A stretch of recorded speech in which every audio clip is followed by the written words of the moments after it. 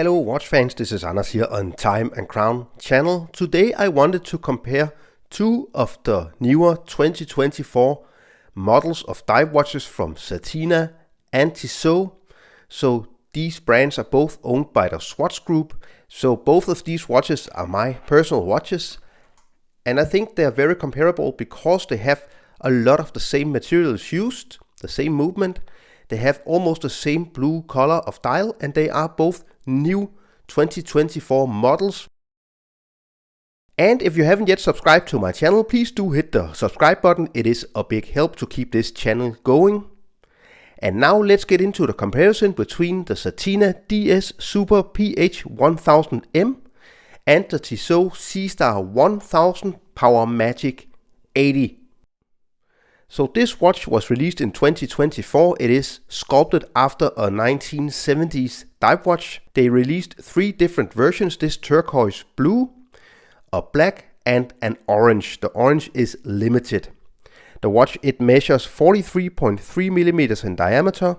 It has a lock-to-lock distance of this cushion-shaped case of 47.7 millimeters, a height of 14.5 millimeters, and a lock-to-lock distance here, lock width of 20 millimeters. It weighs 120 grams and it comes on this high quality FKM rubber strap. It is powered by the Powermatic 80 movement, the version without the plastic parts. It has Swiss Superluminova loom. It's made in 316L stainless steel. And the biggest thing about this watch is that it is water resistant to 1000 meters, hence the name PH 1000M.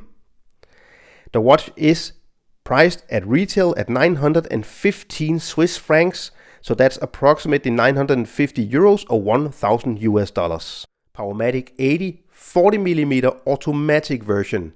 And the last details I just said are what are really interesting about this watch. So for the first time, Tissot, they made a 40mm automatic Seastar 1000. Before, you could only choose between a 43mm version or a 46mm version, or if you wanted 36 or 40mm in diameter, it was only quartz models. This is the turquoise version. You can also get a black PVD treated version with a rubber strap, a black version, and a two-tone version. The watch is priced at around 850 Swiss francs or approximately 795 euros and 850 US dollars. It measures actually less than 40 millimeters in diameter with 39.8 millimeters. It has a height of 12.6 millimeters, a lock-to-lock distance of only 45.9 millimeters, 20 millimeter lock opening, and the stainless steel bracelet, it tapers down to 18 millimeters. This also has the Powermatic 80 movement, the one without the plastic parts. It weighs 138 grams, and that is of course because it comes on a stainless steel bracelet. So both in price and materials, these watches are very comparable. They are almost the same price. The Certina is a little more expensive. They are both remakes of watches in the collection of both brands. They have almost the same turquoise color. As you see, the Certina has this kind of glossy dial and an aluminum bezel insert. The Tissot has a more textured dial looking really nice and a mineral bezel insert. Both watches has 120 click unidirectional bezels. Both have Swiss Superluminova. The Certina wins with the water resistant. 1000 meters of water resistance is crazy. The Tissot Seastar has 300 meters of water resistance, so of course you get 700 meters more of water resistance with the Certina. And let's have a look at the loom. I think it's very equal because they use exactly the same loom. I think the Certina definitely wins with the loom on the bezel. And I think the Tissot, it wins with the loom in the minute hand, which is a lot thicker than the minute hand on the Certina. But I must say they are very equal regarding the loom. Both watches are very, very accurate. I'm very happy about the Powermatic 80 movements in these watches, and I'm very fortunate that in both of these watches I get very accurate movements. So the Certina, I measure between 0 to plus 1 second per day. That's absolutely amazing. And the Tissot I measure at minus 1 second per day. The Tissot movement, it has a really nice amplitude of 305, so it seems to be a very healthy movement. Now comparing the case finishing and the crown action, I think both watches have their pluses in the case finishing. I really like the way that they designed the cushion shaped case of the Certina DS. Really nice polishing on the sides and nice brushing on the top.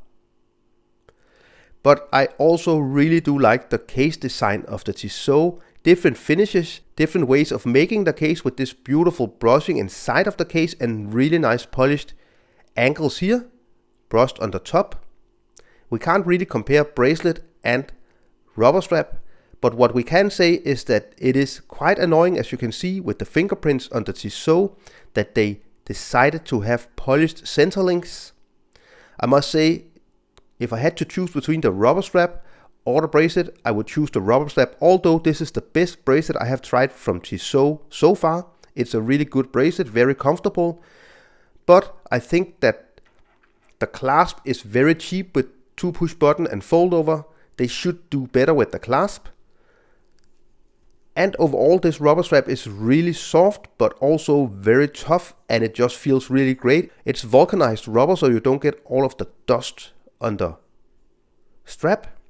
The way to use the bezel on the Certina is very interesting because you can't move the bezel. This is a security for divers. You have to push it down, and the clicks are so satisfying. It feels really, really nice.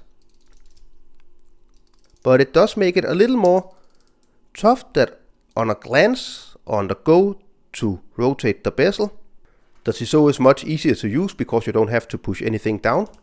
But I must say the clicks, they feel much less refined than on the Certina.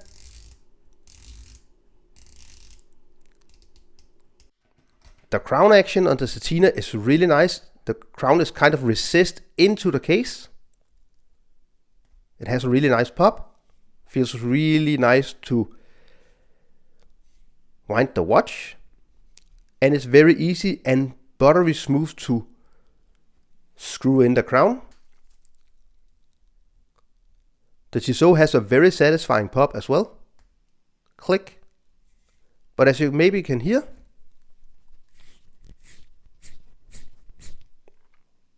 although it's the same movement in both watches, winding the Certina, it feels much better than winding the Tissot. It has this kind of grainy feel.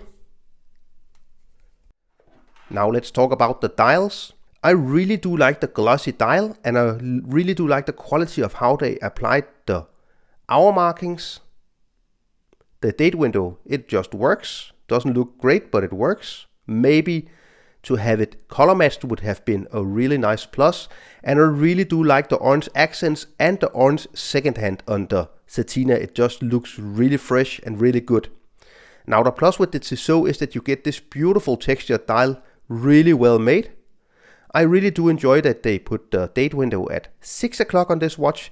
They didn't color match it, but they did use white on black, which works much better than black on white in my opinion. Minimal writing on both of these dials.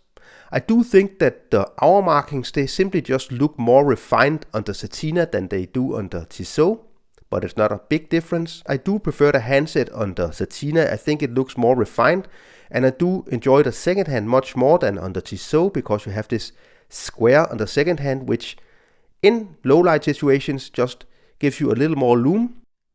Here you see the Certina on my 17 cm wrist circumference because of the cushion shaped case, and because the way they designed the watch with this very small dial, it actually wears much more like a 42 than a 43.5mm watch or 43.3mm watch. It is very comfortable. It doesn't feel too top heavy, although you get a lot of watch, 1000 meters of water resistance of course. So I think for a tool watch this is a really nice wear.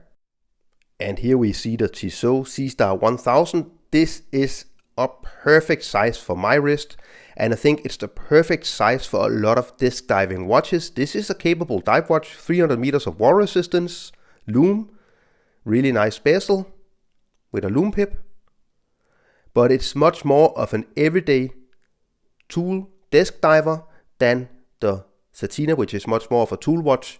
So if you want an everyday, more versatile watch, the Tissot is definitely the right choice compared to this Certina. The Certina is much more of a weekend watch, a summer watch, and a professional dive watch. And of course also a look at the case backs. So with the Certina you get a sealed case back, screw down case back, which is of course because this is a 1000 meter water resistant watch. I really do like the see-through caseback on the Tissot. They didn't do a lot of finishing on the Powermatic movement, but I think it looks really great. And usually I'm not a big fan of see-through casebacks when they don't do a lot of decorating to the movements. But in this watch I think it looks really nice. So to conclude this video, I think you get a lot of pluses with both watches. They both offer a lot of value for around $1,000 or a little more than $1,000. The Certina is definitely more expensive. This is maybe $100 or $150 more expensive than the Tissot, and I do see the prices going down on the Tissot. If you want a very versatile everyday desk diver watch, the Tissot is the right choice. If you want a very masculine, real professional dive watch, the Certina is the right choice. And I think if we look at the design, the Certina is definitely the more original and crazy masculine watch compared to the Tissot, which is much more of a traditional design of a desk diver watch. So it's all up to you to decide which of these is the perfect watch for you. If you want a turquoise, around $1,000 quality Swiss made dive watch. If I had to choose, I would go with the Certina. This evokes much more of an emotion within me. And I think it is just a crazy tool diver watch with a really nice design. I don't have any other 1000 meter water resistant watches in my collection. If I had to choose just one watch to wear for the rest of my life, maybe the Tissot, because it is much more versatile. So thanks a lot for sticking with me during this comparison of these two 2024 models from Swatch Group, Certina and Tissot. I hope you enjoyed the video. Leave a comment down below which of these two watches is your personal favorite. Also give this video a thumbs up if you enjoyed it. Follow me on Instagram and Facebook and subscribe to my channel. Thanks a lot for watching. Bye.